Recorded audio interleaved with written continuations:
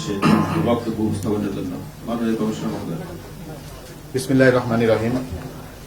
Electronic এবং print মিডিয়ার সম্মানিত সাংবাদিকবৃন্দ, আসসালামু আলাইকুম। বক্তব্যের শুরুতেই আমি মহান আল্লাহ তাআলার নিকট গভীর শুকরিয়া জ্ঞাপন করছি ডিএমপির কমিশনার হিসেবে দায়িত্ব গ্রহণের জন্য। কমিশনার হিসেবে দায়িত্ব গ্রহণের পর এই অনুষ্ঠানে আপনাদের সবাইকে স্বাগত। গণমাধ্যম হচ্ছে সমাজের দর্পণ। একটি নিরাপদ, অপরাধমুক্ত এবং শান্তিময় রাজধানী গড়ে তোলার লক্ষ্যে ঢাকা মেট্রোপলিটন পুলিশ অহর্নিশ কাজ করে যাচ্ছে। আর আমাদের এই যাত্রায় আপনারা অর্থাৎ সাংবাদিক সমাজ সবসময় অত্যন্ত গুরুত্বপূর্ণ এবং সহযোগী ভূমিকা পালন করছেন। বর্তমান সরকারের অন্যতম মূল অঙ্গীকার হচ্ছে আইন শৃঙ্খলার উন্নয়ন এবং জননিরাপত্তা নিশ্চিতকরণ। ঢাকা মহানগরীতে এই লক্ষ্য অর্জনে ঢাকা মেট্রোপলিটন পুলিশ দৃঢ় প্রতিজ্ঞ। সম্প্রতি সমাপ্ত আমাদের পুলিশ সপ্তাহ 2026-এর স্লোগান আমার পুলিশ আমার দেশ, সবার আগে বাংলাদেশ আমাদের এই দর্শনকে প্রতিফলিত করে। আমরা জনগণের সেবক হিসেবে কাজ করতে চাই। প্রিয় সাংবাদিকবৃন্দ, ঢাকা মহানগরীতে প্রায় 3 কোটি মানুষের বসবাস। এই নগরীতে ছিনতাই, মাদকের বিস্তার, চাঁদাবাজ, কিশোর গ্যাংয়ের উৎপাত, অনলাইন জুয়া, সাইবার প্রতারণা, হ্যাকিং এর মতো অপরাধসমূহের বিরুদ্ধে গত 1 মে 2026 থেকে ডিএমপি বিশেষ অভিযান শুরু করেছে। Cyber hacking, cyber bullying, online জুয়া, প্রতারণা সহ অনলাইন ভিত্তিক অপরাধসমূহ প্রতিরোধে ডিএমপি নিরলসভাবে কাজ করে যাচ্ছে। নাগরিকদের ডিজিটাল নিরাপত্তা দিতে ডিএমপির সাইবার ইউনিটকে ক্রমশ শক্তিশালী করা হচ্ছে। আপনারা জেনে খুশি হবেন, সম্প্রতি ডিএমপির সিটিপিসির অধীনে স্থাপিত ডিজিটাল ফরেনসিক ল্যাব আইসিটি মন্ত্রণালয়ের স্বীকৃতি লাভ করেছে, যা সাইবার সুরক্ষা আইন এবং এর অধীনে যে মামলা সেগুলোর তদন্তের ক্ষেত্রে যুগান্তকারী ভূমিকা রাখবে। চাঁদাবাজ, অস্ত্রধারী সন্ত্রাসী, মাদক ব্যবসায়ী, অনলাইন জুয়া এবং প্রতারণার সাথে জড়িতদের কঠোর অভিযান অব্যাহত আছে। ছিনতাই এবং যে কোনো ধরনের চাঁদাবাজির বিরুদ্ধে আমাদের জিরো টলারেন্স। অপরাধী যেই হোক তার কোনো রাজনৈতিক বা সামাজিক পরিচয় বিবেচনা করা হবে না। ঢাকার অন্যতম প্রধান সমস্যা ট্রাফিক জ্যাম। আমরা ঢাকার ট্রাফিক ব্যবস্থাপনাকে আধুনিক ও সচল করতে নিত্য নতুন কর্মপরিকল্পনা হাতে নিচ্ছি এবং চালক ও পথচারীদের মধ্যে সচেতনতা সৃষ্টি করছি। আমরা এর মধ্যে ট্রাফিক ম্যানেজমেন্ট সিস্টেমকে প্রযুক্তি নির্ভর করেছি। গুরুত্বপূর্ণ মোড়গুলোতে এআই ভিত্তিক ক্যামেরা স্থাপন করা হয়েছে। সড়ক পরিবহন আইন লঙ্ঘনের ভিডিও ফুটেজের ভিত্তিতে প্রসিকিউশন চালু হয়েছে। এর ফলে সড়কে আইন মানার প্রবণতা লক্ষ্য করা যাচ্ছে। নাগরিকদের অনলাইন জিডি করার সুবিধা সহ সকল ধরনের অপরাধের তথ্য শেয়ার করার জন্য হ্যালো ডিএমপি এবং হোটেলে অবস্থানকারী সন্দিগ্ধ ব্যক্তি ও অপরাধীদের শনাক্তকরণের নিমিত্তে হোটেল বর্ডার ইনফরমেশন সিস্টেম সহ বেশ কিছু প্রযুক্তি নির্ভর অ্যাপস চালু করা হয়েছে। ডিএমপিকে আরও জনবান্ধব, গতিশীল এবং জবাবদিহিমূলক করতে পুলিশের প্রযুক্তিগত সক্ষমতা বৃদ্ধি আমাদের অন্যতম লক্ষ্য। প্রিয় সাংবাদিকবৃন্দ, আসন্ন ঈদুল আজহার, কোরবানির পশুর হাট, ঈদ জামাত, শপিং মল এবং আবাসিক এলাকার নিরাপত্তা আমাদের কাছে সর্বোচ্চ অগ্রাধিকার। ঘরমুখী মানুষের নিরাপদ ও নিরবচ্ছিন্ন যাতায়াত নিশ্চিত করতে বাস টার্মিনাল, লঞ্চঘাট ও রেল স্টেশনে বিশেষ নিরাপত্তা ব্যবস্থা গ্রহণ করা হয়েছে। অতিরিক্ত ভাড়া আদায় এবং অতিরিক্ত যাত্রী বহনের বিরুদ্ধে কঠোর ব্যবস্থা নেওয়া হবে। ঈদের ছুটিতে নগরের নিরাপত্তায় অতিরিক্ত ফোর্স মোতায়েন করা হবে। কোরবানির ঈদকে সামনে রেখে নগদ টাকার লেনদেন কমিয়ে ব্যাংকে লেনদেন করার জন্য সকলকে পরামর্শ প্রদান করছি এবং বড় অঙ্কের আর্থিক লেনদেন করলে পুলিশের সহযোগিতা নেওয়ার জন্য সবাইকে আহ্বান জানাচ্ছি। আসন্ন ঈদকে ঘিরে অজ্ঞান পার্টি, মলম পার্টি, ছিনতাইকারী, জাল নোট প্রতিরোধে ডিবি ও থানা পুলিশকে সর্বোচ্চ সক্রিয় করা হয়েছে। ডিএমপির প্রতিটি থানায় মত বিনিময় সভা করা হচ্ছে। আমরা ঢাকার সম্মানিত নাগরিকদের মতামত নিয়ে সর্বোত্তম পুলিশি সেবা দিতে চাই। অনেক ক্ষেত্রে জনসাধারণের সহযোগিতা ছাড়া আমাদের কাজ করা দুরূহ হয়। চাঁদাবাজি ও মাদকের বিরুদ্ধে সমাজের সবাই মিলে প্রতিরোধ গড়ে তুলতে হবে। ঢাকার এই বিশাল জনসমষ্টির নিরাপত্তা নিশ্চিত করা কেবল পুলিশের একার পক্ষে কঠিন। আইন শৃঙ্খলার টেকসই উন্নয়ন এবং একটি নিরাপদ নগরী গড়ে তুলতে আমি সম্মানিত নগরবাসীর আন্তরিক সহযোগিতা কামনা করছি। আপনার এলাকায় ছিনতাই, চাঁদাবাজ, কিশোর গ্যাং যে কোনো অপরাধের তথ্য থাকলে অবিলম্বে পুলিশকে জানান। প্রয়োজনে জাতীয় জরুরি সেবা 999 কল করুন এবং সাথে সাথে পুলিশ ব্যবস্থা নেবে। প্রিয় নাগরিকবৃন্দ, আপনাদের একটি সঠিক তথ্য বড় কোনো অপরাধ বা দুর্ঘটনা রুখে দিতে পারে। আসন্ন ঈদুল আজহায় পশুর হাটে কেনাবেচা থেকে শুরু করে ফাঁকা ঢাকা নিরাপত্তা রক্ষায় আপনারা সচেতন থাকবেন এবং ট্রাফিক আইন মেনে আমাদের আধুনিকায়নের এই যাত্রাকে সফল করতে সহযোগিতা করবেন। প্রিয় সাংবাদিকবৃন্দ, আপনারা আপনাদের লেখনী এবং রিপোর্টের মাধ্যমে আমাদের যেমন গঠনমূলক সমালোচনা করবেন, তেমনি পুলিশের ভালো কাজেরও প্রচার করে নগরবাসীকে সচেতন করতে ভূমিকা রাখবেন। পুলিশ, জনগণ, গণমাধ্যম আমরা সকলে কাঁধে কাঁধ মিলিয়ে কাজ করলে ঢাকাকে একটি নিরাপদ শহর হিসাবে গড়ে তুলতে পারব। গণমাধ্যমের সম্মানিত সাংবাদিক বৃন্দের কাছে অনুরোধ, আপনাদের কাছে যদি কোনো ধরনের অপরাধের তথ্য প্রমাণ থাকে অবশ্যই আমাদেরকে জানাবেন। সাথে সাথে আমরা সেই অপরাধ এবং অপরাধীর বিরুদ্ধে ব্যবস্থা গ্রহণ করব। আমাদের যদি কোনো পুলিশ সদস্য সেটা করতে বিলম্ব করে তাহলে সেই পুলিশ সদস্যের বিরুদ্ধেও আমরা তাৎক্ষণিক ব্যবস্থা নেব। ডিএমপি সবসময় আপনাদের সেবায় নিয়োজিত থাকবে। সবাইকে আন্তরিক ধন্যবাদ। রাজধানী জুড়ে 127টি কিশোর গ্যাংয়ের তালিকা আছে। এই কিশোর গ্যাং নিয়ন্ত্রণ করতে আপনি কোনো পদক্ষেপ নিয়েছেন বা কোনো পরিকল্পনা নিয়েছেন? আমি একটু যুক্ত করতে চাই, নোয়াপুরে বেশ কয়েকটি আলোচনা গ্রুপ রয়েছে যারা আসলে বেশ কিছুদিন ধরেই আসলে ডাকাত ছিনতাই মতো ঘটনা ঘটাচ্ছে। আমি একটু এই প্রশ্ন উত্তর পর্বে যাওয়ার আগে একটু আপনাদেরকে একটু একটা বিষয় একটু মনে করাই দেব যে আজকের অনুষ্ঠানটা কিন্তু স্যারের সাথে আপনাদের একটা সৌজন্য সাক্ষাৎ এবং পরিচিতি অনুষ্ঠান, সুতরাং সেটাকে মাথায় রেখে আমার মনে হয় যে আপনাদের কোর্সের গভীরতা হবে, নির্ভর হবে। তা স্যার নতুন এসেছেন, অনেক কিছু হয়তো স্যারের নলেজে হয়তো নেই বা এখনো আসেনি। তো আমার ঠিক আছে, কিশোর গ্যাংয়ের বিরুদ্ধে আমাদের অভিযান অব্যাহত আছে এবং আপনারা জানেন যে কিশোর গ্যাং বিরুদ্ধে আমাদের যে শক্ত অবস্থান, এর ধারাবাহিকতায় আমরা মোহাম্মদপুরে একটি পুলিশ ফাঁড়ি প্রতিষ্ঠা করেছি। কিশোর গ্যাংয়ের তালিকা আমাদের কাছে আছে। আমরা কিশোর গ্যাং যারা গ্যাং লিড করে তাদের বিরুদ্ধে আমাদের তথ্য সংগ্রহ অব্যাহত আছে এবং তাদের বিরুদ্ধে আমাদের অভিযান অব্যাহত আছে। তবে এই ক্ষেত্রে আমি বলবো, কিশোর গ্যাং আপনারা নিশ্চয়ই জানবেন যে কিশোর গ্যাংয়ের অনেক সদস্যকে আমরা এর মধ্যে আমাদের আইনের আওতায় নিয়ে এসেছি এবং পর্যায়ক্রমে আমাদের কিশোর গ্যাংয়ের এই যারা সদস্য তাদের সবাইকে আইনের আওতায় নিয়ে আসা আমাদের পরিকল্পনা।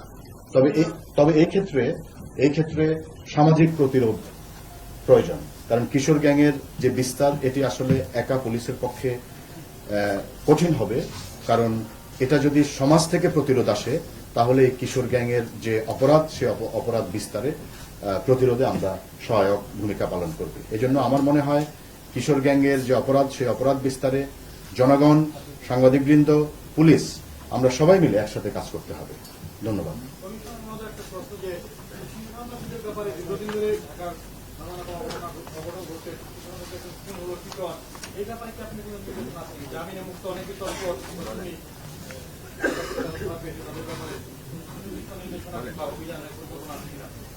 জি,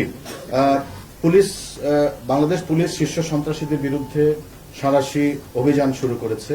গত 5ই আগস্টের গণঅভ্যুত্থানের পর দীর্ঘ 15-20 বছর ধরে কারাগারে যে শীর্ষ সন্ত্রাসী ছিল অনেকেই জামিনে মুক্ত হয়েছেন এবং অনেকে স্বাভাবিক জীবনে ফিরে আসার চেষ্টা করছেন। এবং আবার অনেকে অপরাধ জগতে সক্রিয় হওয়ার চেষ্টা করছে। তো যারা অপরাধ জগতে সক্রিয় হওয়ার চেষ্টা করছে এবং যারা অপরাধ এবং অপরাধীদের সেই গ্রুপে আবার তারা সংগঠিত করছে, তাদেরকে আমরা অবশ্যই গ্রেফতার করব এবং তাদের বিরুদ্ধে আমাদের অভিযান অব্যাহত আছে। ভাই বসেন আপনি। ভাই বসেন, ভাই বসেন, ভাই শুনতেছে না। ঢাকা মহানগরী বিভিন্ন থানায় সুগার নামে যেমন তারপরে এই কর্মসূচি নামে মানুষকে সেবার পরিবর্তে মানুষকে হয়রানি করা হয়েছে নানা করে। থানায় দালালদের থাকছে, বিভিন্ন দলের নেতাকর্মীরা অবস্থিত করছেন, যারা নির্যাতিত তারা বিচার থেকে আইনের আশ্রয় চাইতে গিয়ে পুরোটা হয়রানি ছিল হচ্ছে। এই বিষয়গুলো আপনি দেখছেন কিনা আপনারা দালাল মুক্ত থাকবে? অবশ্যই থানা হবে জনবান্ধব। সেবা প্রার্থীদের জন্য থানা হবে জনবান্ধব, সেবা বান্ধব, এবং থানায় কোনো দালালের অস্তিত্ব থাকবে না। যদি কোনো থানায় কোনো দালালের সংবাদ আপনারা পান, সাথে সাথে আমাদেরকে জানাবেন, আমরা তার বিরুদ্ধে ব্যবস্থা নেব। এবং এই প্রসঙ্গে আমি বলি, কোনো থানা যদি জনগণের সেবায়, বর্তমান গণতান্ত্রিক সরকারের যে উদ্দেশ্য, যে লক্ষ্য, যে জনবান্ধব পুলিশিং, সেবা বান্ধব পুলিশিং, এই পুলিশিং এ যদি বাধাগ্রস্ত হয় কোনো থানার কোনো অফিসারের কারণে, তাদের বিরুদ্ধেও আমরা ব্যবস্থা নিব। এবং এই ক্ষেত্রে আমরা কিন্তু কোন অফিসার ইনচার্জ কতদিন হয়েছে, কত সময় ধরে আছেন, এগুলো আমরা বিবেচনা করব না। আমরা গতকালকে সকল থানার অফিসার ইনচার্জ এবং সকল ক্রাইম ডিভিশনের ডিসি, ট্রাফিকের অফিসার সবাই সাথে আমরা বসে আমাদের এই মেসেজটা দিয়েছি যে থানা হবে জনবান্ধব, থানায় কোনো দালালের উপস্থিতি বা অবস্থান বা অস্তিত্ব থাকবে না, থানা হবে সেবা বান্ধব। যারা থানা যাবেন তাদের সাথে ভালো ব্যবহার করতে হবে এবং তাদের যেই কারণে তারা থানায় গিয়েছেন সেই তাদেরকে সর্বোচ্চ সহযোগিতা দিতে হবে।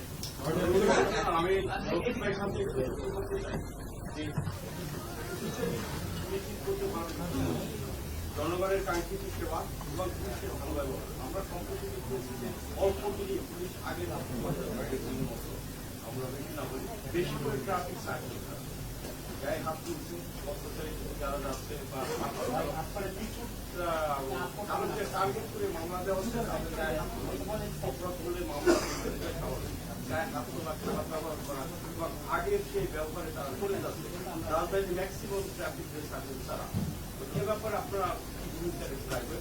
মূলত কাঙ্ক্ষিত সেবা নিশ্চিত করে দিতে পারবেন কিনা জনগণকে? তাদের কাছ থেকে অস্ত্রগুলো নিয়ে নেবেন, কারণ সাবধানতা এখন অস্ত্র ধন্যবাদ। আমি যোগদান করেছি গত 17 তারিখ, আজকে তৃতীয় দিন।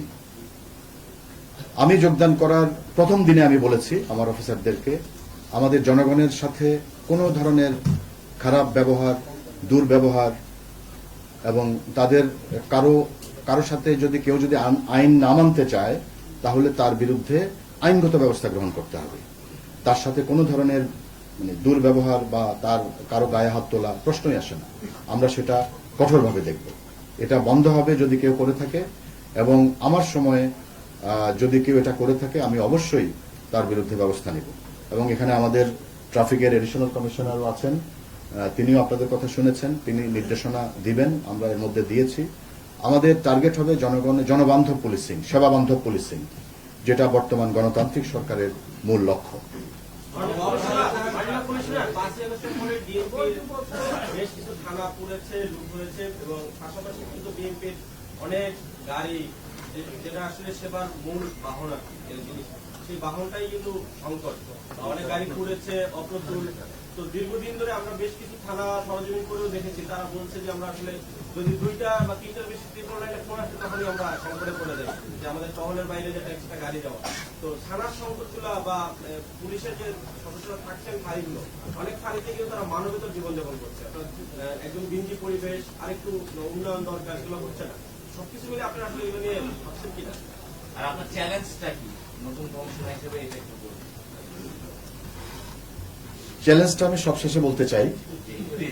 আর আর আপনি যে প্রশ্নটা করেছেন, আমাদের যে 50টি থানা ঢাকা মহানগরীতে, এই 50টি থানার মধ্যে আমাদের 23টি থানা হচ্ছে আমাদের নিজস্ব বিল্ডিং এবং 60টি থানার মেরামত 60টি থানার যে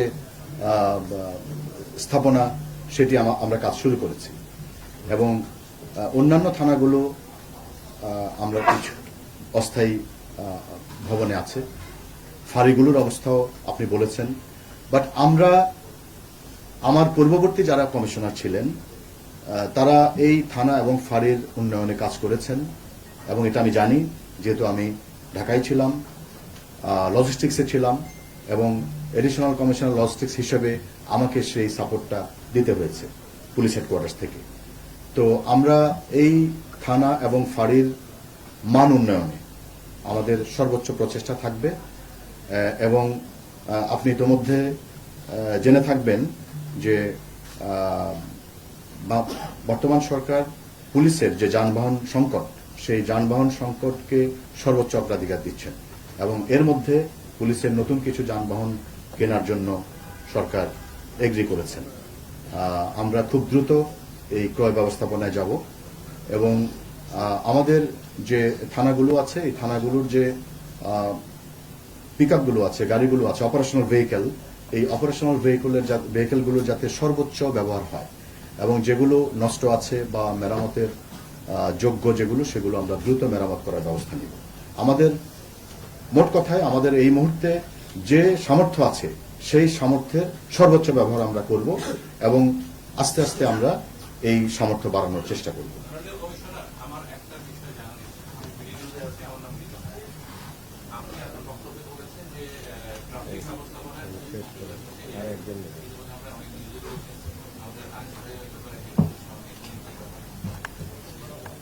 আমার প্রশ্নটা হচ্ছে যে এআইটি নতুন প্রযুক্তিতে ইনভলভ করা হলো ডিএমপির টোটাল প্রোগ্রামটি হচ্ছে ডিএমপি, আগে তো ছিল সিটি কর্পোরেশন। এই প্রযুক্তির সাথে অন্য কোনো সংস্থা জড়িত আছে? যেমন আমি বলি যে আগে ট্রাফিক ব্যবস্থায় শুধু ডিএমপি না, ট্রাফিক সিস্টেমটাকে সিটি কর্পোরেশন, ওয়াসা সহ অন্য যেগুলো আছে অর্গানাইজেশনগুলো আছে, সেগুলো একটা জড়িত থাকা। এইগুলোর সাথে আপনাদের সমন্বয় হচ্ছে কি? না হলে তো এই এআই পদ্ধতিতেও তো আপনার সফলতা বিফল হয়ে যাবে। কারণ এর আগে যত প্রযুক্তি নেওয়া হয় সবগুলো বিফল হয়ে গেছে। মানে এক এক করে বলতে থাকি, সবগুলো আপনাদের বিফল হয়ে গেছে। এআই প্রযুক্তি যদি আপনি প্রয়োগ করেন আর অন্যান্য সংস্থাগুলো যদি সেগুলো কাজ না করে, তাহলে সেই এআই প্রযুক্তি আপনার বিফল হয়ে যাবে। এই ক্ষেত্রে আমি অন্যান্য সহযোগিতা। জি, এআই প্রযুক্তি যেটা আমরা হচ্ছে ঢাকা শহরে আমাদের যে ট্রাফিক পয়েন্টগুলোতে সিসিটিভি আছে, এই সিসিটিভি গুলোর সাথে আমরা এআই সফটওয়্যার ব্যবহার করে আমরা এআই যে ক্যামেরা বা সিস্টেম সেটি আমরা চালু করেছি। এটা কিন্তু ডিএমপির একক উদ্যোগ। তো এই জন্য এই উদ্যোগটি ডিএমপির ঢাকা শহরের যে পারিপার্শ্বিক অবস্থা, ফিজিক্যাল স্ট্রাকচার, ঢাকা শহরের জনসংখ্যা, ঢাকা শহরের যে ভেহিকেল, সবকিছু বিচার বিবেচনায় আমরা এই পদ্ধতিটি প্রয়োগ করছি এবং সেভাবেই এটি আমরা তৈরি করেছি। সেই ইন্টারসেকশনগুলোতে আমরা এগুলি চালু করেছি। সেই ক্ষেত্রে আমাদের যেখানে যেখানে অন্যান্য সংস্থার কোঅর্ডিনেশন প্রয়োজন, সেই সংস্থার সাথে আমরা কোঅর্ডিনেট করছি এবং সেই সমন্বয় আমাদের ভালো আছে। এবং আপনি যেটা বোঝাতে চেয়েছেন যে পূর্ববর্তী সরকারের সময় এই সমন্বয়হীনতা ছিল, বাট এখন বর্তমান সরকার আসার পরে, বর্তমান গণতান্ত্রিক সরকার এই আমি বলবো প্রতি সপ্তাহে ট্রাফিক নিয়ে সভা হচ্ছে এবং সমস্ত সংস্থা সেখানে যুক্ত থাকছে এবং সব যে সংস্থাগুলো আছে, সবকটি সংস্থা এখানে তাদের মধ্যে সমন্বয় ঠিক আছে। মব কালচার এখনো পুরোপুরি নিয়ন্ত্রণ করা যায়নি। সবচেয়ে খারাপ মাঝে ঘটনা কিন্তু আলোচিত। মবের বিষয়ে পুলিশের বা ডিএমপির যে অবস্থান থাকবে আগের মতোই হবে, নাকি এটা নিয়ন্ত্রণে আনার কোনো বা ডিএমপির সীমাবদ্ধতা কোথায়, কোন জায়গায় না? মব কালচারের বিরুদ্ধে আমাদের অবস্থান কঠোর। কোনো মব কালচার হবে না। আমি আপনাদেরকে দৃঢ় চিত্তে বলতে চাই যে মব কালচার হবে না ঢাকা শহরে, এবং যদি কেউ মব কালচার করার চেষ্টা করে সেক্ষেত্রে তাদের বিরুদ্ধে আমরা কঠোর আইনি ব্যবস্থা নেব। আর আপনি জানেন যে মব কালচারে যে 2-1টি ঘটনা ঘটেছে সেখানে মামলা নেওয়া হয়েছে এবং আসামি গ্রেফতার করা হয়েছে। শাহালির মাজারে যেখানে মব কালচারের একটি ঘটনা ঘটেছিল আমরা সাথে সাথে মামলা নিয়েছি এবং 5 জন আসামিকে গ্রেফতার করা হয়েছে আপনি এখন পর্যন্ত। মোহাম্মদপুরে একটা মব হয়েছে, বেরোবির সাবেক উপাচার্যকে নাকি ধরিয়ে দেওয়া হয়েছে বা ইয়ে করা হয়েছে, এখানে 30 লাখ টাকার লেনদেনের অভিযোগ হয়েছে এবং এটা এখানে পুলিশের ইনভলভমেন্ট, স্থানীয় ছাত্রদল বিএনপির লোকের ইনভলভমেন্ট আছে। এই বিষয়ে এখন পর্যন্ত কোনো ব্যবস্থা আপনারা নিচ্ছেন কিনা? যেদিন আপনি দায়িত্ব নিচ্ছেন সে রাতেই এই ঘটনা। আমি আপনাকে আগেই বলেছি যে কোনো ধরনের মব কালচারের বিরুদ্ধে আমাদের অবস্থান শক্ত। আমরা মব কালচারের যখনই আমাদের কাছে মব কালচারের কোনো অভিযোগ আসবে অথবা আমরা মব কালচার আমাদের কাছে দৃশ্যমান হবে কোথাও, আমরা সাথে সাথে ব্যবস্থা নেব। আর এই ক্ষেত্রে আমাদের কোনো দল বা মতের বিবেচনা করার সুযোগ নাই। ধন্যবাদ। ভাই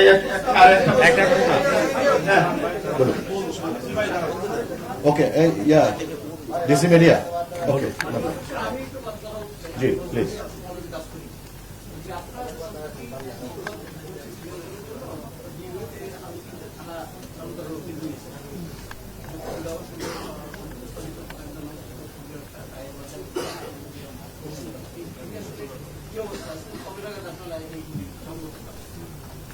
এই থানাগুলোর বিষয়ে একটু জানেন? এটা আমি বলি। বলুন। আপনারা জানেন যে ক্রমবর্ধমান এই যে জনসংখ্যা বাড়তেছে বিভিন্ন এলাকা বেশ, তার মধ্যে বসিলা একটা, আমাদের এই যে বসুন্ধরা এই জায়গা, তারপর পূর্বাচল, এইগুলো থানার প্রস্তাব আছে, সরকারের সক্রিয় বিবেচনাধীন। আশা করি এটা গ্র্যাজুয়ালি হয়ে যাবে। বাই দিস টাইম আমরা বসিলার ওখানকার ক্রাইম প্যাটার্ন চিন্তা করে ওখানে একটা অলমোস্ট থানার স্ট্রেংথ 100 জন ফোর্স দিয়ে আমরা একটা ক্যাম্প উদ্বোধন করেছি কিছুদিন আগে। এবং মোহাম্মদপুর থানায় আরো 2টা ফাঁড়ি আছে, একটা রায়ের বাজার, একটা জেনেভা ক্যাম্প। মোহাম্মদপুর থানায় আমার প্রায় 350-র মতো ফোর্স কাজ করে ওই এলাকায় অপরাধ নিয়ন্ত্রণে আমরা কাজ করে যাচ্ছি এবং এটা আমি আশা করি যে আমরা নিয়ন্ত্রণে আনতে পারবো। আর থানা করা এটা সরকার বিবেচনাধীন হবে, গ্র্যাজুয়ালি হবে। এইগুলো দূরে দূরে, এই কারণে এটা হবে আস্তে আস্তে হবে। জি, আচ্ছা,